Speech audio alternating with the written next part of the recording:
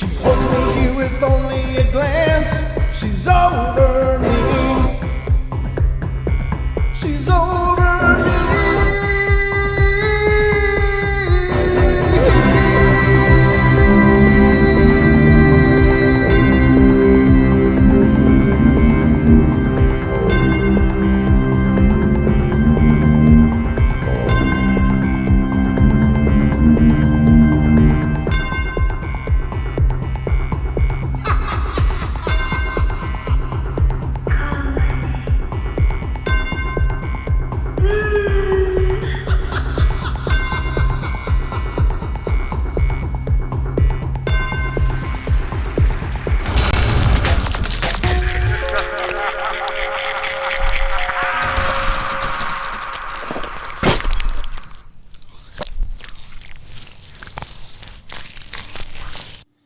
Ladies and gentlemen, welcome to the Paranormal Portal.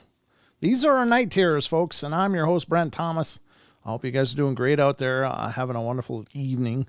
It's Thursday. That means tomorrow's Friday, and everybody should be in a more happy place. I hope that you are anyway. I know I'm just generally, I'm trying always to be in my happy place, but this is our format show, roughly. Sorry for the late start. I just had some things pop up right at the last minute that I had to take care of, so I'm just a few minutes behind getting the show launched here, but I appreciate you guys being here. I don't know if I'm too loud. There we go. I appreciate you guys being here all the same. Thank you so much, everybody. Tonight we're going to cover some Cryptid Corner stuff, and there's going to be largely some Bigfoot stuff, but I thought it would be fun to get the chat involved, really involved tonight. And the way you're going to do that is we're going to go through several different states of Bigfoot reports. And we're going to use a couple of different sites. One site for sure, but we're going to look at the BFRO to see what they've got cooking over there. And we're also going to look at another site called, let me pull it up so I don't screw this up. Because when it comes to me and names, it's called BigfootEncounters.com. And they've got a state-by-state repository too. And it may be largely a carbon copy of what's on BFRO, but we'll see. So we're going to dive into those and talk about some Bigfoot stuff as well. There's some pretty cool stuff, including a video that popped up that I think is kind of interesting. It's coming out of Malaysia, and Malaysia, of course, is over near Indonesia and in the Vietnam area and all of that area. So, and it's one of those places that allegedly has a version of Bigfoot. And so it's kind of an interesting video. I don't know. You be the judge. It's really is kind of filmed on a potato, but we'll get to that in a little bit.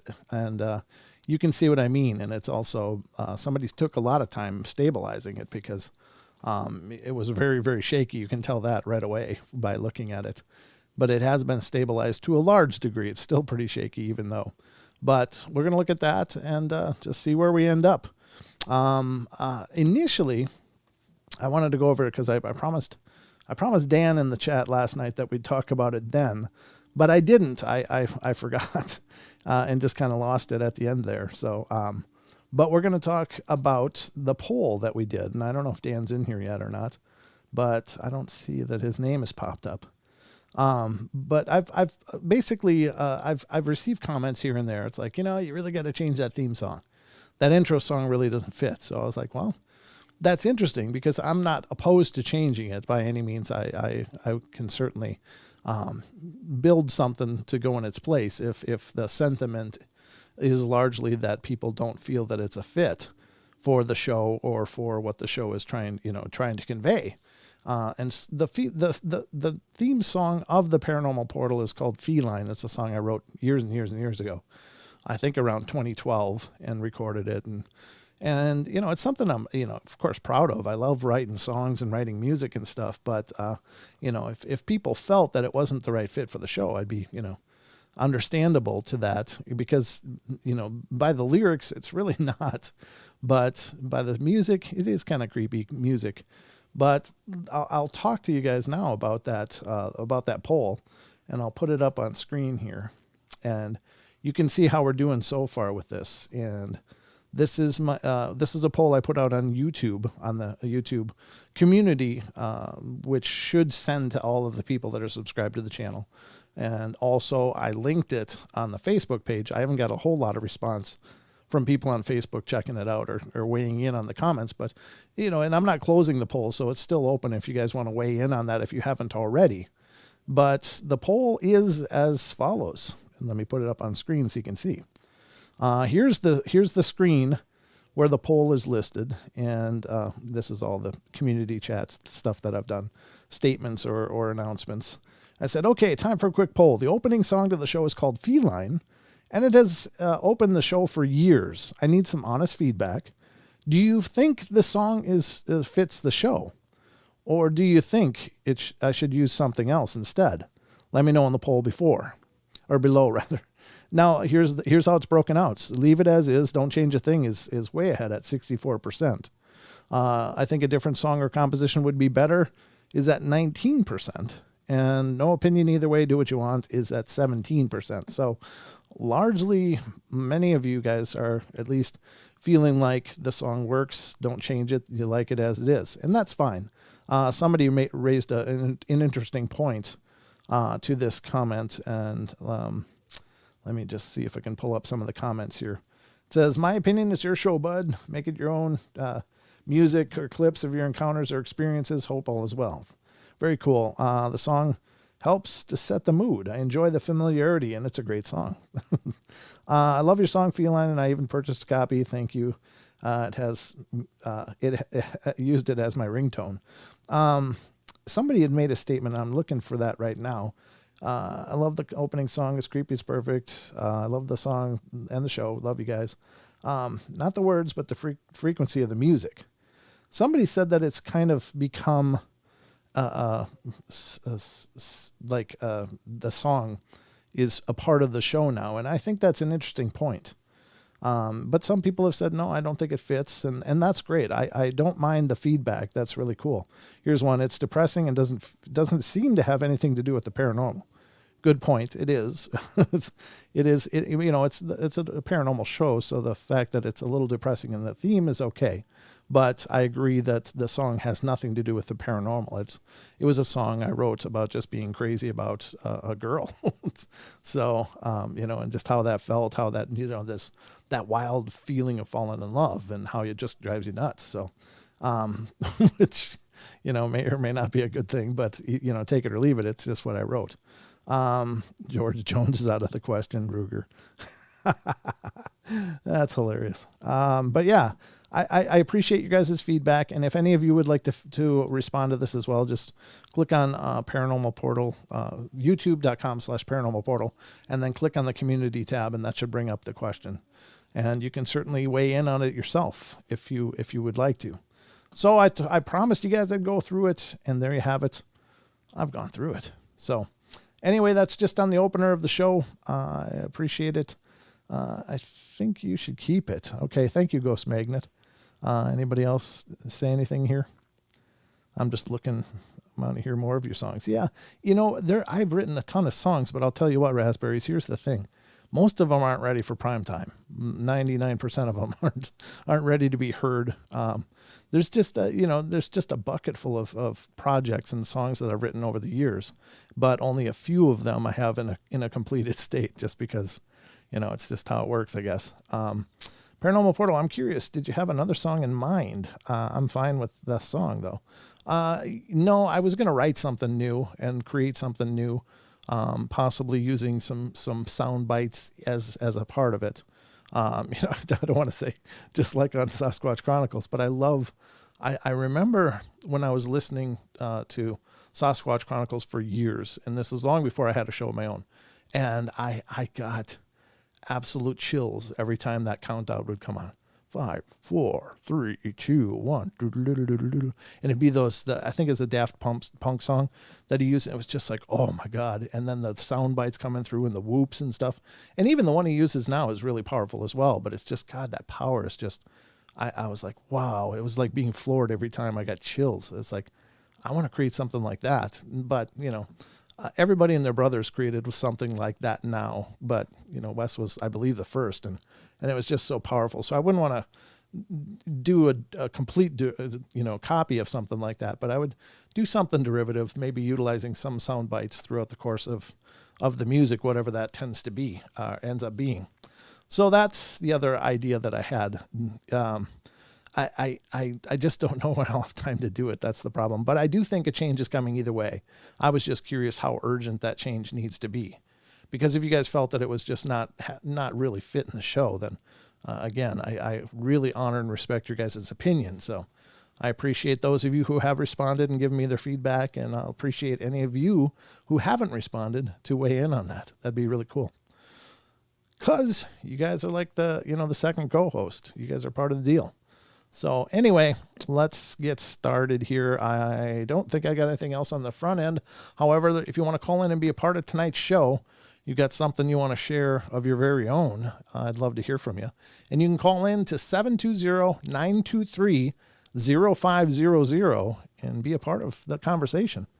That'd be wonderful. Otherwise, if you don't want to call in, but you'd like to share a story or something to be used either on the show or on the podcast, please feel free to email me at paranormalportalradio@gmail.com. And I'd love to hear from you there too. So I guess that's it on the front end. Let's see. There we go. Let me try to figure out where my buttons are. I'm going too many directions. Mentally, I'm just doing too many things. But anyway, I hope you're ready, because it's time for bed.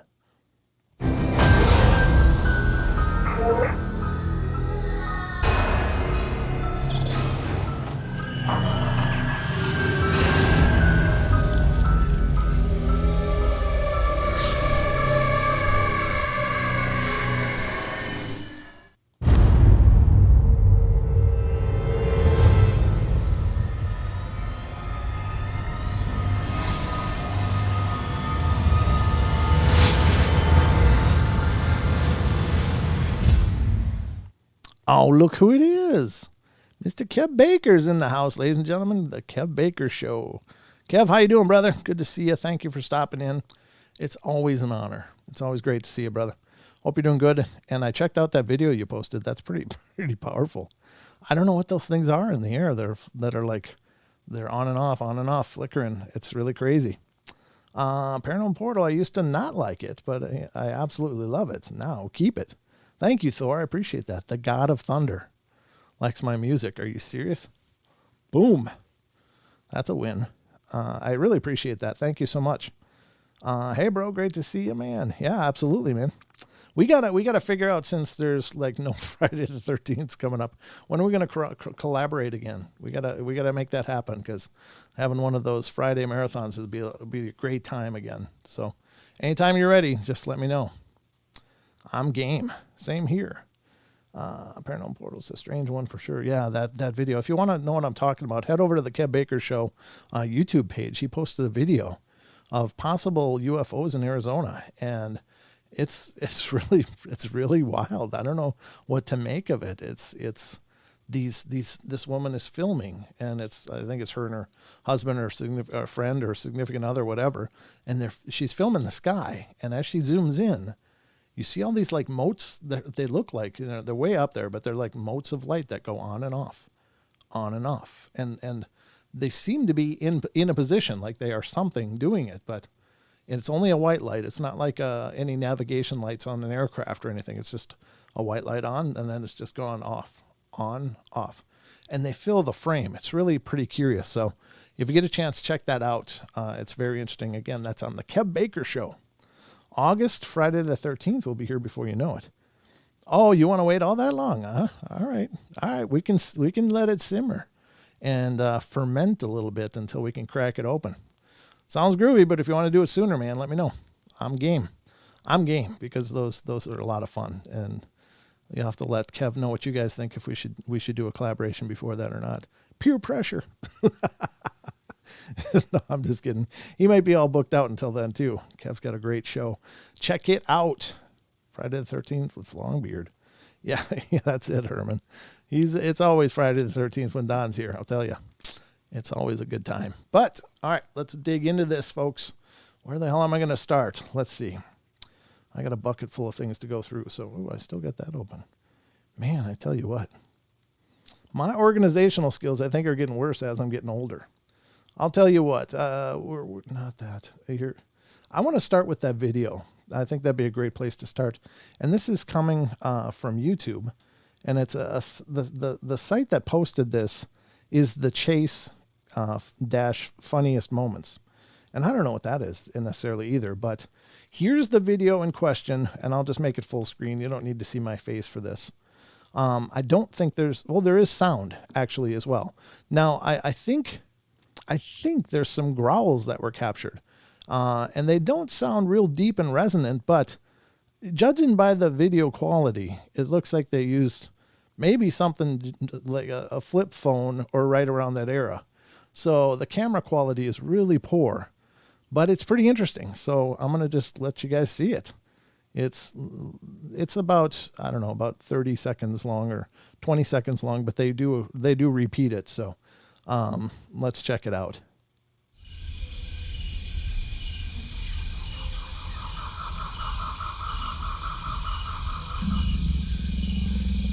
I think that might be the growling. I don't know.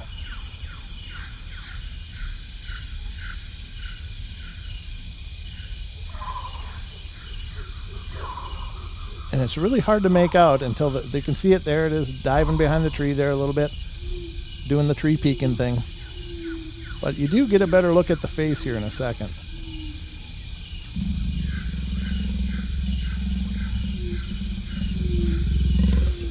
Now that's God, did you hear that rumbling?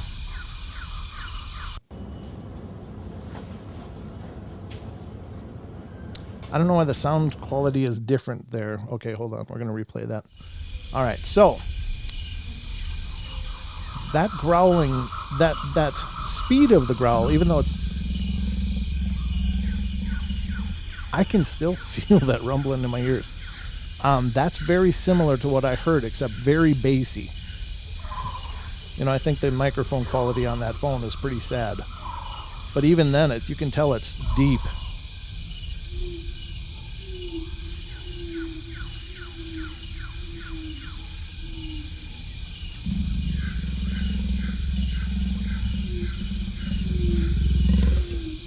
Oh my God.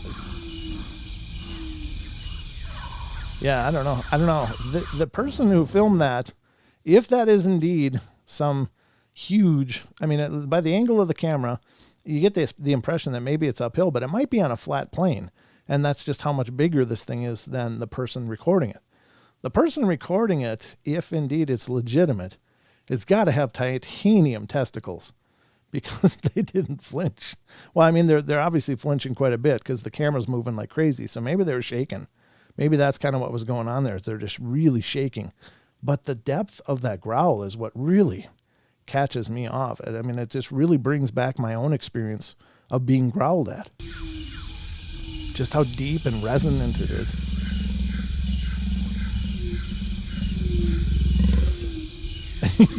You can hear that it's like down in the pit of its stomach, like the pit of hell. And it's resonating all the way up, and it kind of ends up going... At the end, he does like a snort thing at the end, and it's like, God, as deep and resonant as that is, I don't know. Again, they filmed it with a potato, so it's anybody's guess what we're looking at here. Could be a tiger's growl they played back. I mean, it could be hoax for sure. And I don't mean to imply that it's got to be legitimate, but whatever the hell that is, I mean, if it is legitimate, it really reminds me. That's a really good example of what I heard when I was 14 years old. And that noise was right behind me and my friend. And we were facing away from it and couldn't move, didn't dare move. Could have moved, but just didn't dare. I mean, it was just so incredibly frightening and horrifying to have that sound. And I had no idea what it was. Like, I didn't even have a Bigfoot frame of reference except for the Pacific Northwest, not in Minnesota where I was. So I don't know. I got to look at the chat and see what you guys are saying about this, but I think it's incredibly possible. This is impressive. It looks like someone has tried to stabilize the video with editing. If it was going to be fake, then they wouldn't make the video so shaky to begin with. Yeah, I think our Bigfoot empathic. I don't know. I think animals are empathic. To be honest with you, Buzzachino, I think you're like, if you're a dog owner, your dog can pick up on your emotions and your mood. Your cat certainly can as well. So I think animals are extraordinarily empathetic. So it would make sense that if they were, they would be able to not only sense us, but also sense our intent. Yeah, I can believe in that. That's pretty wild. Rachel gets it right. Cross between a tiger and a crocodile, but it could be authentic. All I can tell you is that it's very similar, very, very, very similar to what I heard, except I heard it in real life, not as recorded on a little cell phone camera. And those things, obviously back in the day, whenever this is Malaysia, so they may not have the most current versions of cell phones like we enjoy in the States. So it's probably something we would have used in the 90s or, in the 2000s era. I guess 2000s. There weren't a whole lot of cell phones other than that. But, you know what I'm saying. It's just the sound quality is so much better now. But the resonance, the deep rumbling of it is what I can just still, as I got these headphones on, I can still feel it in me. And it's like, oh, it just brings it all back. Yeah. Emotions is right. Yeah. Animals are very in tune with reactionary emotions for sure. Yeah. I mean, even if you watch the dog whisperer, God, am I developing Tourette's or something weird? The dog whisperer, Caesar, whatever his last name is, he talks about that. He's like, if you have a really agitated dog, it's because you're really agitated and they are just cueing off of that emotions. And it might be much more energetic than it is physical indicators for the dogs. Like they just seem to pick up on it. And perhaps, why wouldn't any other animal feel the same way? Got my headphones on and my ears reverberated with those growls. Right, Aussie, I hear you. Same with me. You should hear the growling in mine host. You should hear the growling in mine host. Hell House Paranormal, how you doing? Or I don't know what you're saying in your host. Let me know what that means, Hell House Paranormal. I find that very interesting. It's nice to meet you too, by the way. Thanks for stopping in. Hi, Tiniest Squish. Good to see you. Good to see you. Yeah, I think it's really cool. I'm just scrolling up to see if I've missed any. Wow, that was so close. Yeah, Lunatic, it was. The person that filmed it was nuts. I agree, because I all I can tell you is that as a 14-year-old, it came up, it was just behind me. I didn't see it coming. I didn't know it was there until that growling hit me. And it was like right behind us. And it was terrifying. It was terrifying. I can't say it was a Bigfoot. I can't say what the hell it was for sure. But I can say that it sounded really, really like that in an area that the biggest thing we had was white-tailed deer. So I don't know. I don't know. But man, that growling really brings it back. Oof. It just gives me chills even to this day. This is the most terrifying experience of my entire life. And I've seen and experienced some scary stuff, but I've never been afraid like that since then. And that was, when I was 14, and that was a long time ago. So, thank God I've not experienced more like that, but it was terrifying. So I just wanted to share it with you. If it's legit or not, I can't say, but I can tell you that person is so brave to continue to stay there. And maybe they're the same frame of mind as I was. It's just, I don't dare move. I don't dare do anything because it's right there, And if it was really not uphill, if it was really on the same plane, like a flat plane, and that was recorded, the camera's at an up angle. And whatever it was much bigger than the person, if that's the case. About what year did that happen to you? I guess that would have been, what about 84, 14... Yeah, about 84, maybe the summer of 84, I guess. trying to get me to say, I'm 52 now, so however long ago it was that I was 80 or that I was 14 is about it. And the only reason I remember how old I was, it's because I know neither of us had a license, but we were always going up on the bluff and stuff as teenagers because, I was kind of a homebody kid, so I just went out in the woods a lot. That's what I like doing. So yeah, that was a long time ago. It's interesting, no doubt. Yeah, I think it is too. I think that growl would put put the fear in me no matter what critter it was coming from. I agree, Raspberries. That's a good point. Anything that's growling at you so deep. I mean, if it's a big dog growling at you, it's like, oh, geez, or whatever, a coyote. It does. If if you hear a growl, that's not a good sound, and it's meant not to be a good sound. So it's really cool because I can finally give you an example of what I heard when I was a young child. My one close encounter, I believe, with what may have been a Sasquatch. Take it or leave it. And then, again, this is in Minnesota. I never knew until much, much later in my life that there were Bigfoot reports in Minnesota or other states. I just thought that was the Pacific Northwest. I just had no concept of what it was. I just had no concept for so many years, and it just was filed away in my head as just this thing that happened that I couldn't explain. And then once I started to hear about Bigfoot reports and I've heard growls before that have been recorded, and that was like, that was it. That it was just hearing it was like, I got big ears, big eyes, and and started getting the chills. Like, oh, it just all came back, and then I knew. So, take it or leave it, Brent. If you ever want to hear these things again, you're welcome to come out with me. Absolutely, I'd love to. You're kind of in our neck of the woods, aren't you? So I think that's very doable.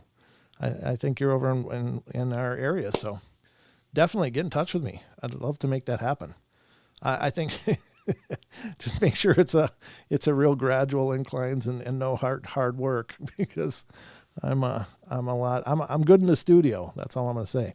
But yeah, I'd love to check it out. If you want to take me out, I'm there. But yeah, folks, that's one Bigfoot's possibility. So you be the judge. I can't vouch for it in any other way. I can just tell you that that's the report. That's what people claim that they got. In fact, they call it, and this is some new words for me, Malaysian campers. It says 3 Malaysian campers claim to capture footage of the orang mawas, and that's a new name for me. I'd never heard of the orang mawas, and that just means, like, mawas means like introspective or thinking, and that kind of thing. It's kind of has to do with cognitive function, but and they also call it the orang dalam, which means dalam means like inside or in. So I don't know why they name it that, but and orang just means people. So like when you hear orangutan, that means people of the forest. The utan is forest, and orang means people.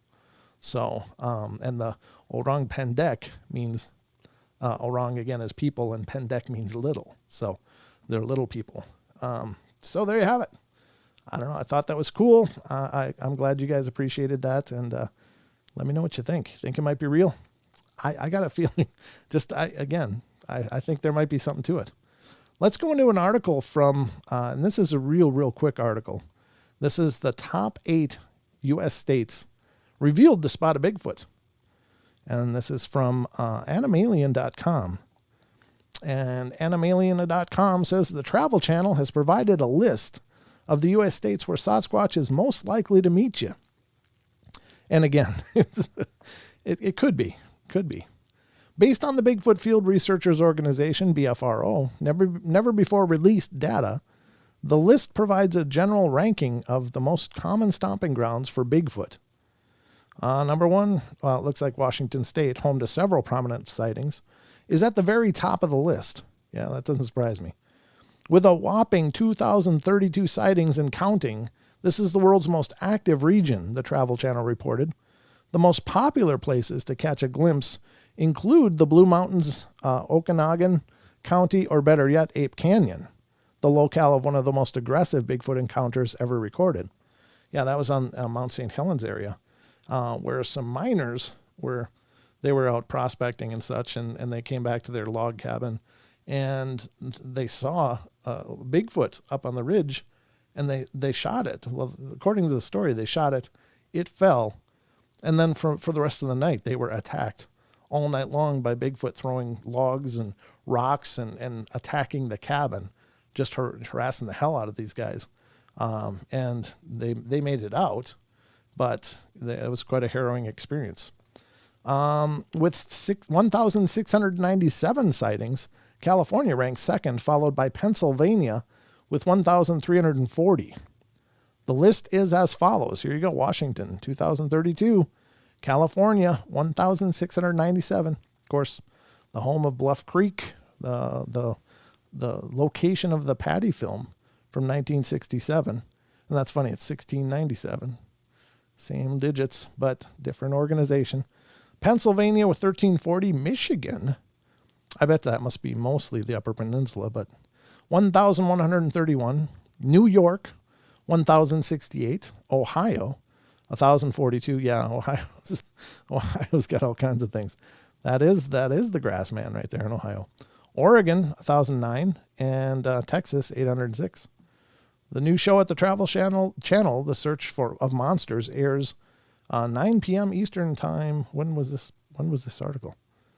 This is 2019. So it's an old article, but still, those are the states where you're most likely to encounter Sasquatch based on BFRO sighting reports.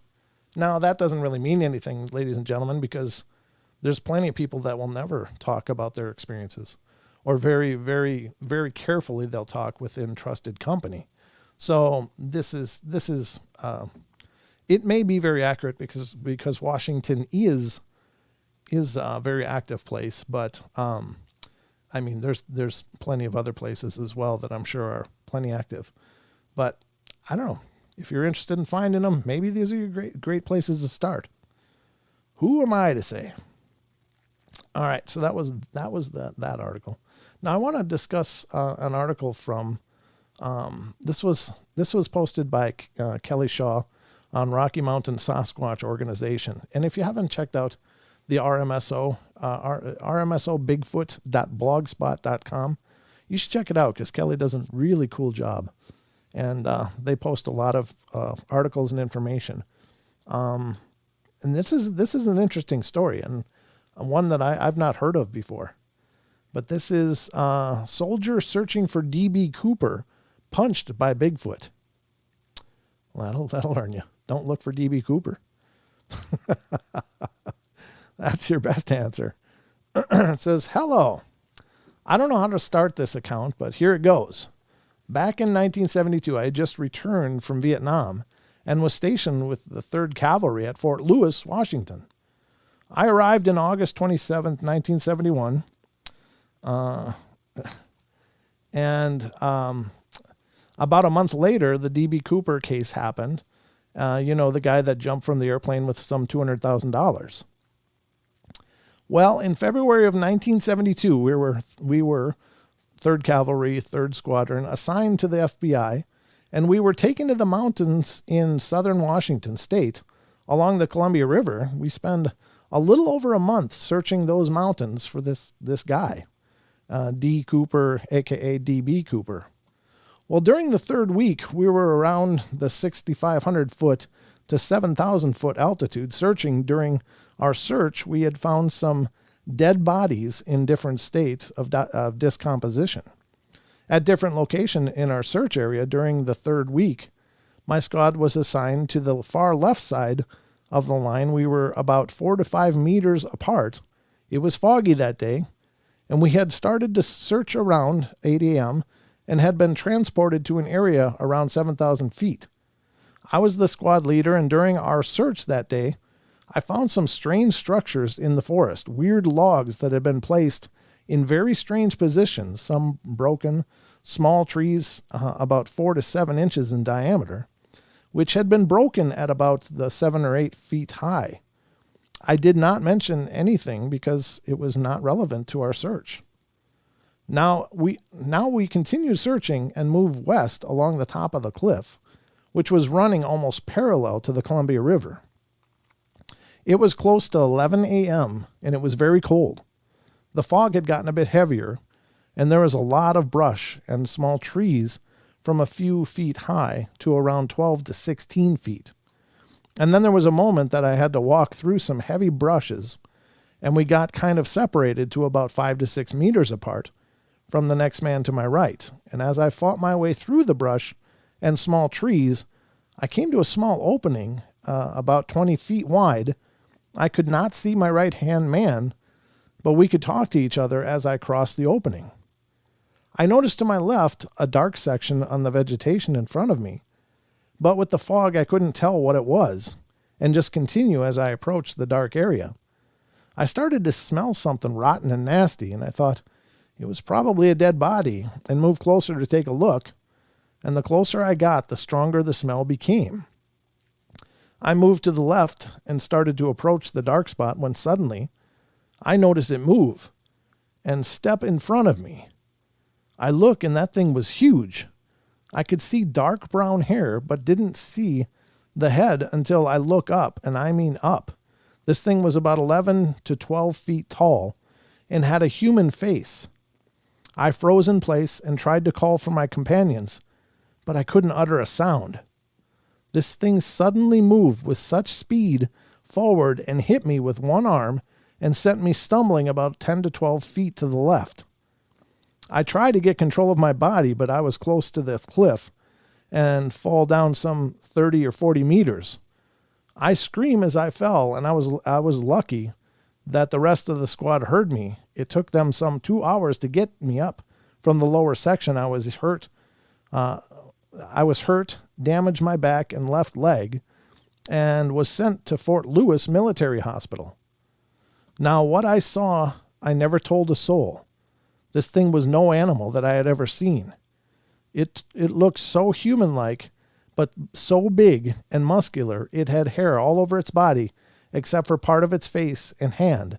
As I recall, his arms had less hair than the rest of his body. What I remember the most was how huge and muscular this thing was. A couple of days back, I was watching a video on YouTube when I saw the same face and realized that what I had seen was a Bigfoot. I've been in combat and have been in ambush, but I have never been as scared as I was when I had this encounter with this thing that morning back in February 1972. Just needed to tell someone. I have never ever mentioned this to anyone. I thought I had seen a bear, but I know what a bear looks like and was afraid to mention anything for being ridiculed and probably be forced out of the service. Thank you for this opportunity to tell someone. Please do not mention my name. Please. And I send an earlier MSGF, but could not finish it. So this is part 2 of my story. That's a retired Army sergeant. That's pretty incredible. Okay. So, yeah, I've never heard of this, but my God, 10 to 12 feet. That's a huge, huge being. I can see why he probably thought it was just a darker tree, being that large. And I think it's something that a lot of us just will never really understand. What is it like to encounter something that is so big? Okay, Rachel gets it right. House Paranormal. I just tag one of them blue guys, and here they can tell you Brent's email. Oh, the email is paranormalportalradio@gmail.com. Yep, Maggie M's got it right. Paranormal Portal Radio. It's all one word at gmail.com. So, yeah, by all means, send it on through. I appreciate that. We definitely love submissions. So, and those of you in the chat, I just want to say, first and foremost, thank you always. You guys are amazing. But second of all, I wanted to say, oh, wait, hold on. I want to minimize this. But second of all, thank you for helping people out. If I don't see the comments and stuff, thank you guys for stepping up and helping. That's awesome. There we go. Okay, so those of you in chat also, I would just want you to start thinking or start typing your state's name, because we're going to get to that part of the show now where we're just going to go through this list. I do want to do this quick. Hold on, let me do this. I got to pull up the BFRO. There we go. There it is. Okay, so I've got 2 sites now that have Bigfoot reports, the BFRO.net and BigfootEncounters.com. And this is the part of the show where we can go through some of these and see what's going on maybe in your neck of the woods. So by all means, Isaac says, text, Lunatic Fringe says Wisconsin. Let's start in Wisconsin. All right. So let's start with this Bigfoot Encounters site, because I think it's probably maybe has some of the same stories that are on BFRO, but maybe they're unique to the site too. Some of them are grayed out, though. I don't know why that is. But let's look at this. Let me do this. Okay. So this is the site is bigfootencounters.com. 1997, 2000, 76. Let's go to 2000. It says Granton, Clark County. That's okay. Here we go. This is from March 28, 2000. On March 28th, about 5:15 a.m., I was delivering a little local Black River Shopper newspaper along County Road H near Granton, Wisconsin, when I noticed a figure standing in the ditch and carrying a goat. At first, he took it to be a large man, but I saw it was about 8 feet tall and had an ape-like face. He was all covered in hair and real dark gray color with some spots that looked like a honey color. It was walking on 2 legs, and it was a mighty big. In the creature's left hand was a goat, or it might have been a little sheep. And when the beast turned and looked at me, I got scared and floored the gas pedal. I didn't call it into the sheriff's department until the next day because people would think I'm crazy, but I don't drink, use dope, and I was wide awake.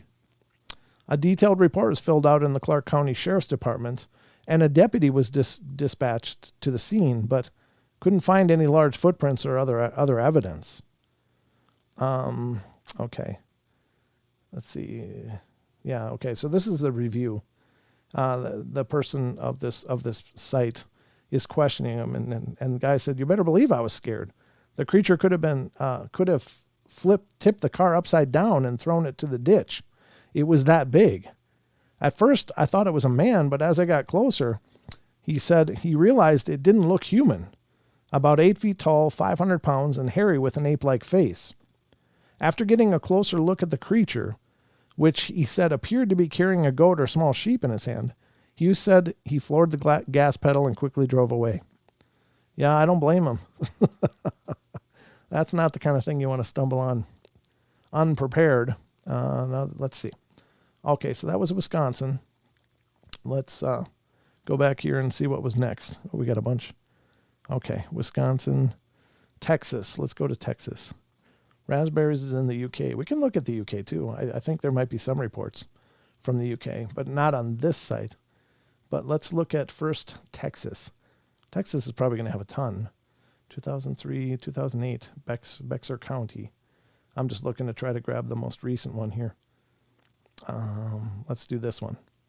Bexar County. I'm the guy who reported the 1973 sighting in Bexar County, Texas, to you. And there's a link to that. Now, there appears to be another. I emailed, maybe we should, no, we don't want to do that. I emailed the sighting, 2005, to you, that someone else reported to the BFRO. I used to live very close to that area and have been hiking at Government Canyon State National Area, and it's right outside San Antonio on Galm Road and contains an old stagecoach military road from the late 1800s. It was my old deer lease in the 1960s, and they were building homes in Helotes, a small town area that has been there forever, right next to parts of the canyon. I'm very familiar with the entire area, and I am there often. I only live 10 to 15 minutes from there now, and I worked in Helotes and eat at a Mexican restaurant there a bunch. This sighting took place about 10 miles or so from where we had our 1973 encounter and was reported this month to the BFRO, even though it took place in 2005. As I said, I hike Government Canyon some and always find tracks of bobcat, deer, wild boar, and small game, but no Bigfoot.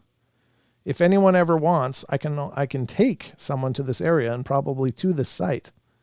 There's a golf course about 3 miles from the site, and I play there. Again, no Bigfoot.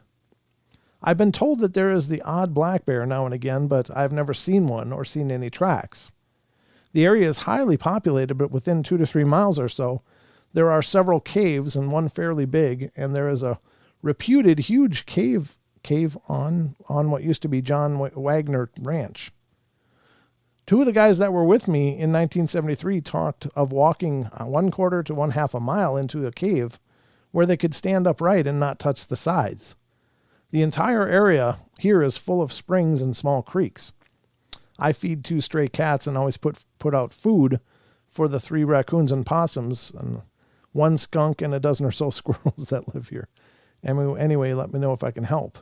Well, I don't know what the actual encounter was. That's just a great description of the area. So let's go back and pick a different one. That one didn't work out. There's the Bexar County, 1973. This one, where was 2006? Fort Bend. Let's go to this one. Here it is. A friend of mine, special ed teacher in Texas, helped me log onto the database a sighting as reported by 2 of her students. And this is the special ed teacher's story. 2 of my gifted and talented class students live in a subdivision that had a tributary of the Brazos River and lots of cover for the deer and other wildlife.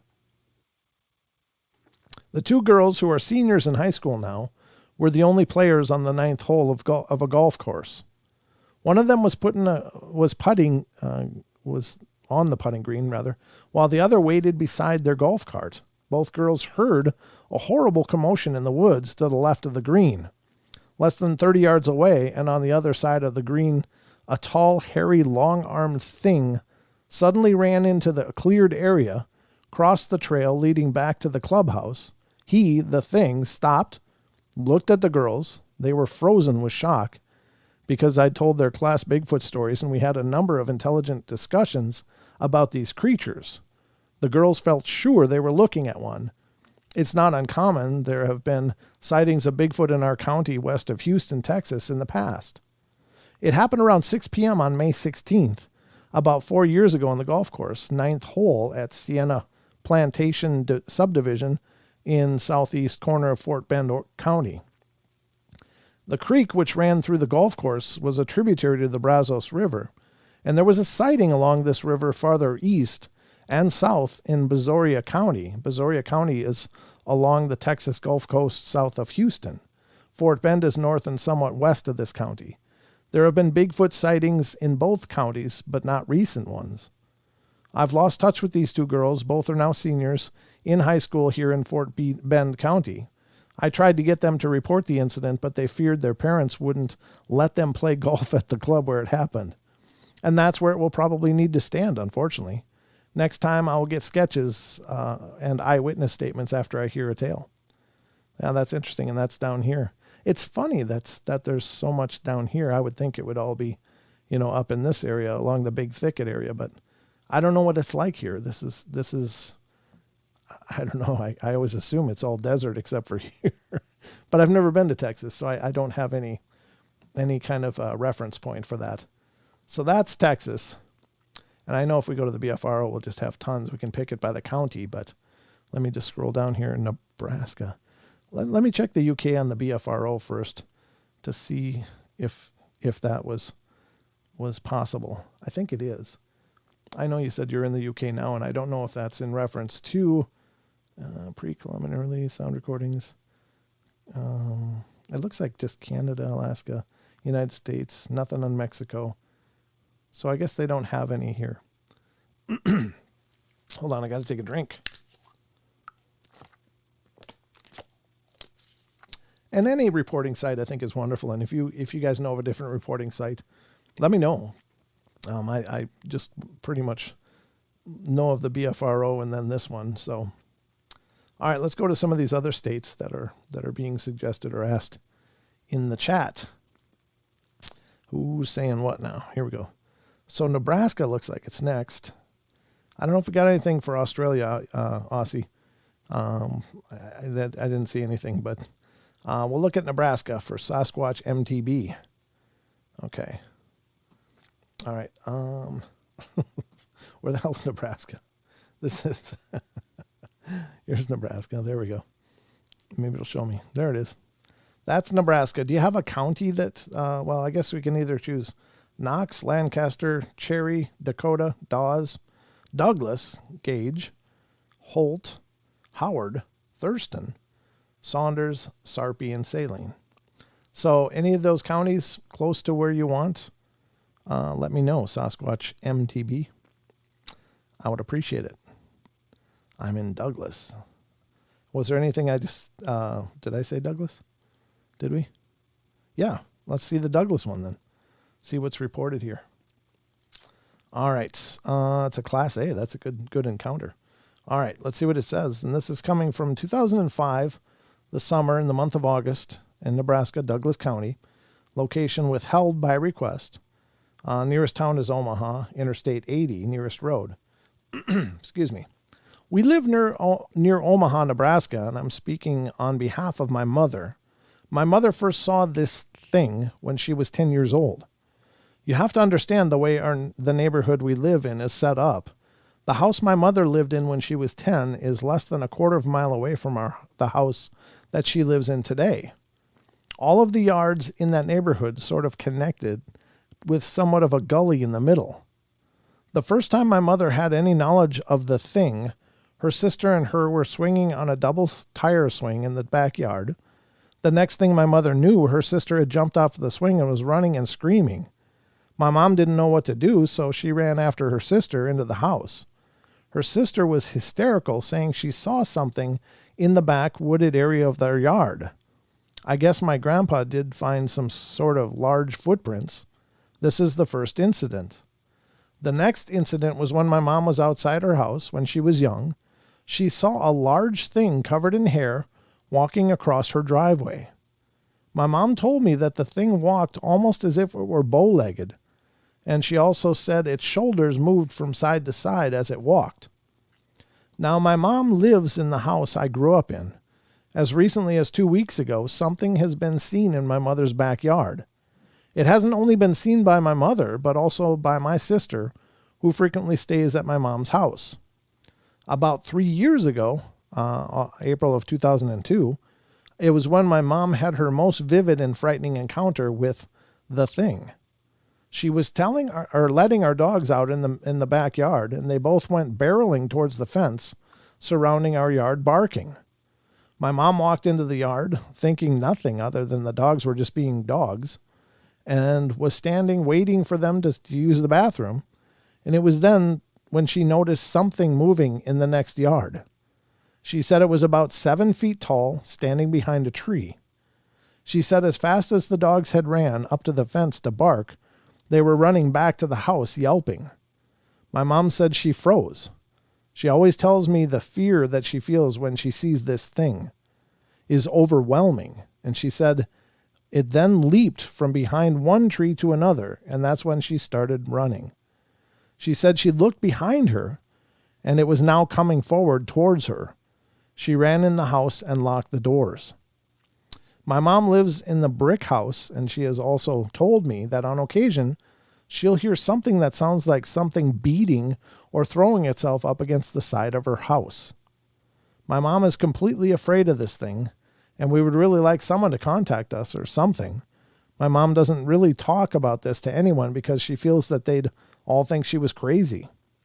We don't know what to do, but we need some help or advice. 2 other witnesses working just before or just being at home. Other stories, my father also grew up about a block away from my mom. And their family has their own stories from the same area. Other than that, we've never asked. We've come to figure that anyone else in the neighborhood who may be seeing something probably thinks everyone else will think they're crazy. We've never asked anyone around here. It was just before sunrise, clear and nice weather. Wooded area connected to backyards. That's pretty wild. That's I guess it lives there. Like that's where it lives. That's where it wants to live. I don't know. That's pretty wild.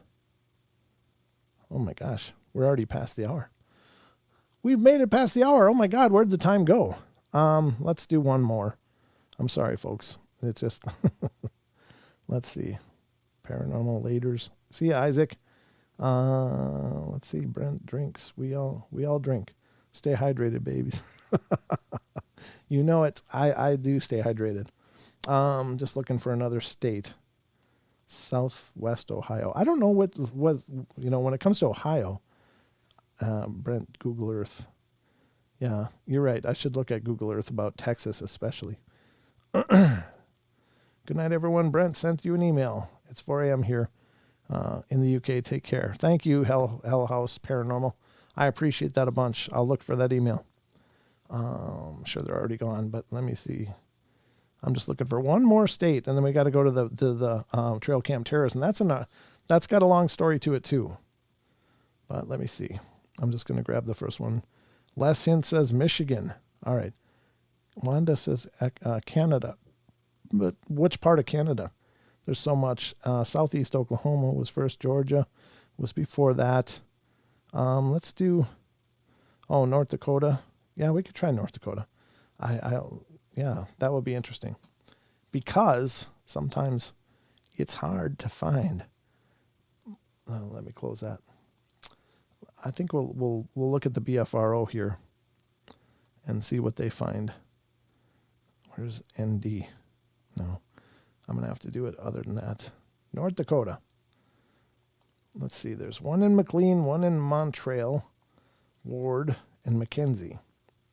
I wish it told me which one was a Class A, because Class A are the best ones. Let's just do McLean. Let's do McLean and find out what it says. It's a Class... nothing. Oh, here we go. August of 2005, Class A. Good. All right, let's see what this says. All right.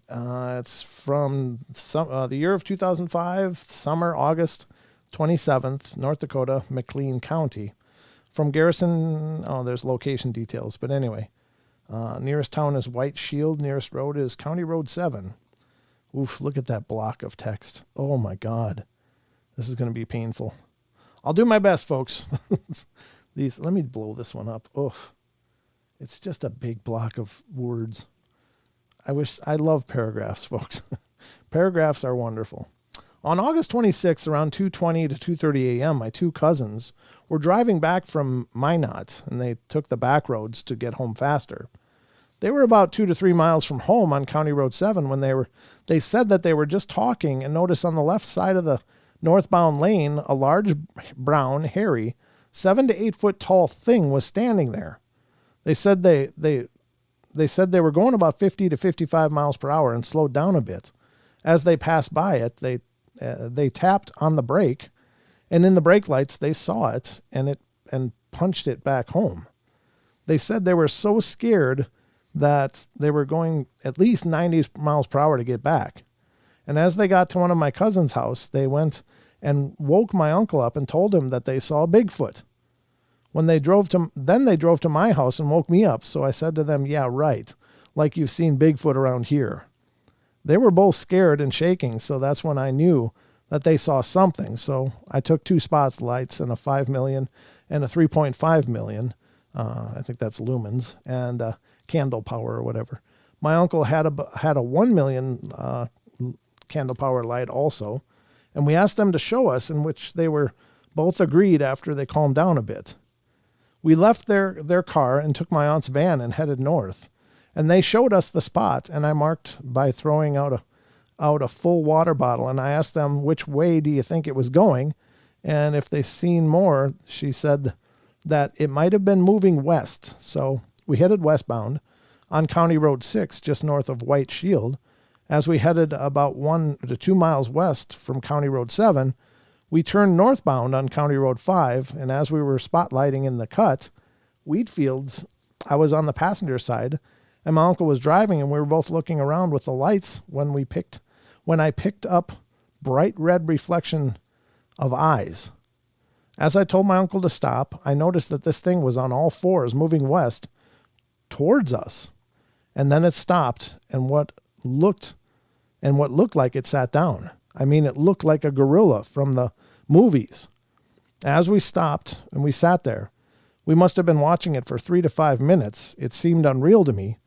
But as I started to realize that this is happening and that we don't have gorillas in North Dakota, and this is when my uncle noticed 2 more sets of eyes behind the one that we were watching. My cousin started screaming and cussing at us to leave and to get the cops and game and fish so that we started to turn around and head back in. I noticed it stood up, and that's when I said, hurry up, let's get game and fish out here. When I arrived at my house, my cousin called the BIA, I don't know what that means. And they said they will contact game warden. And my uncle and I told my cousin to tell them that we were going to go back out there and wait for the game warden. My cousin stayed. My cousin husband wanted to go with us. And as we started to turn on County Road 5, and that's when we noticed the smell of pee and old sweet and slough odor. I don't know what slough odor is.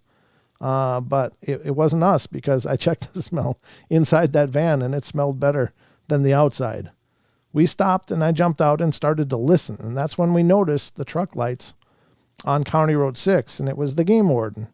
We flashed him down and talked to him and gave all the info. So he said that he will check out the field and left, moving east with all the spotlights on.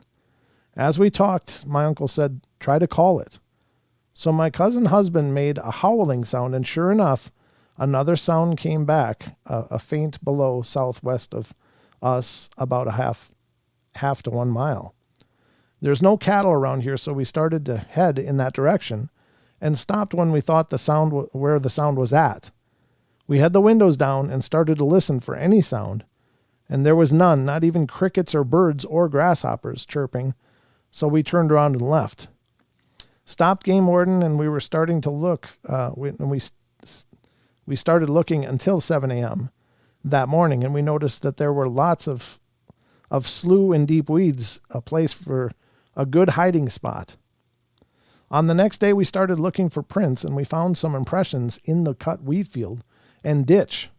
The prints were close to 15 and a half inches and about 5.5 to 6 inches wide. We stopped at a BIA officer and told him what we found, some impressions, so he came out there and took some pictures. The footprints pointed in an east direction. As we started to track them, we found 3 other sets that seemed like they were zigzagging around. After 30 minutes or so, we track it to a tree row where it seemed that there were spots of cut hay put into piles, and pine tree branches 2 inches thick snapped off. The sap still oozing from the break, and sunflower or tall weed stems in that spot. There was no tall weeds around that spot, and we walked around and found a slough just at the end of a tree row about 200 yards away. Again, I don't know what a slough is, so sorry. He had the same stems from the weeds. And on the 31st of August, my uncle and I kind of made a path of direction, and it looks like they follow sloughs and small ponds, maybe for drinking water. The direction was taking them to Lake Sakakawea. And as we tested that theory, we were west of White Shield when we heard a low scream. A dog that lived at a farmhouse started to bark where the spot we seen it and to the location of where we heard it. The theory was correct. On September 4th, since we left them alone for a couple of days, we went to the spot where we thought they would be at. No luck. They weren't there, so that was the end of the search or hunt until September 9th, when 6 kids saw a tall black thing running on 2 legs, heading west on BIA 1, just a half mile north of White Shield. I talked to the kids, and they said when it was running in the field, it was black and on 2 legs, and as it crossed the road, it took 3 steps, and it was on the other side. This is at around 9 p.m., and the sun was setting. By the time the kids told, it was dark. My uncle and I drove back there and found nothing. The next day, September 10th, we tried to find the path where this thing or Bigfoot crossed, and we were still looking for signs or even better prints. That's it for now. I'll update later. Well, that's a lot. That's some pretty impressive tracking and following the progress of these things. I think that's really interesting. And you know, it stands to reason. They do seem to follow waterways. I know the dogmen also do that. So that doesn't surprise me a whole lot. Huh. I didn't even put that on screen, did I? Oops. You've just been looking at me reading. How compelling was that? So there you have it, folks. Just some interesting stuff.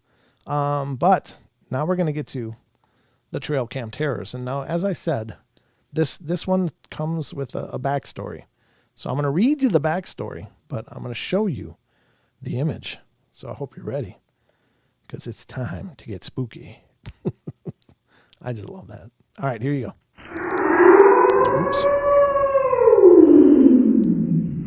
Oops. I didn't mean to reveal it yet, but welcome to the Trail Cam Terrors segment of our show, folks. And this is where we highlight images that have been captured on trail cams and cameras around the world, and dealing with the paranormal, mostly cryptids. But this is the image today, and as I stated, I'm going to be revealing the story behind this. So get ready. It's not horribly long, but it is incredibly interesting. It says, a tall, dark silhouette appeared on the hills, hiding behind trees and rocks. This comes from animalien.com, by the way. The man, surprised and even somewhat frightened by this, decided to find out whose attention he drew to himself, what animal was following him, and so he set up several trap cameras in the forest. Cameras that react to movement take pictures when something flashes in front of them, an animal running past, a bird flying next to it, or even a leaf falling from a tree. The person received several dozens of such pictures, and then the camera caught a mysterious stranger for whom it was actually placed. The most amazing thing is that he clearly approached the camera and looked directly into its lens. Apparently, because of curiosity, a shaggy, massive, furry figure similar to a monkey was imprinted well enough under the photo so that it could not be confused, for example, with a falling leaf. Of course, many, including the hunter himself, felt that the device had caught the legendary Bigfoot. Perhaps the alleged relic hominid noticed that the camera strikingly stands out against the background of everything around and began to look at the strange object with surprise. The picture interested many cryptozoologists and researchers of the Yeti. Most of the experts who studied the photo concluded that it is genuine and shows Bigfoot. Unfortunately, even in this case, the quality of the photo is not so good, but apparently it's such a Yeti creature, clever and elusive, but certainly curious. So I don't know. I don't know who these experts are that signed off on it, but it does look like something bending down and going, huh? What's that? It does look like something out of the Land of the Lost, that Chaka creature. So you be the judge. Is it a Bigfoot? Maybe so. It looks like it could be, but again, the quality of the image is really horrible. But it's maybe proof. So that's tonight's Trail Cam Terror. I don't know. You be the judge, as always. You be the judge. All right. Let's close the segment with the howling of the wolf. All right, folks. So you got a little bit of overtime. You got a little more out of me than I was initially going to give you. But hope you like it. Hope you like all this stuff. I hope you guys enjoy the Paranormal Portal. I enjoy doing it for you. And I would ask, if you're new to the show and you like what you're seeing, please subscribe. Please become part of the family and hit that bell so that you get notified when we go live. And the biggest way you can help us is by sharing these streams and these videos to your social media. That would be great. We definitely want it to continue to grow, and it's going to be a community effort for that to happen, because YouTube's a big place, and there are thousands and tens of thousands, hundreds of thousands of shows out there. So it's tough to get the attention, but if you can do it, we'd love it. But if all you can do is just come here and like the streams, watch the shows, that's plenty. That's awesome. So thank you all so much for your part in our journey. And that's going to wrap it up for me tonight. Don will be here tomorrow. And remember, Deborah Varner will be joining us on Saturday night to do free psychic readings on the portal. So all you got to do is call in, and you too can find out maybe what's going on in your world. So hope you guys will check that out and be a part of that journey as well.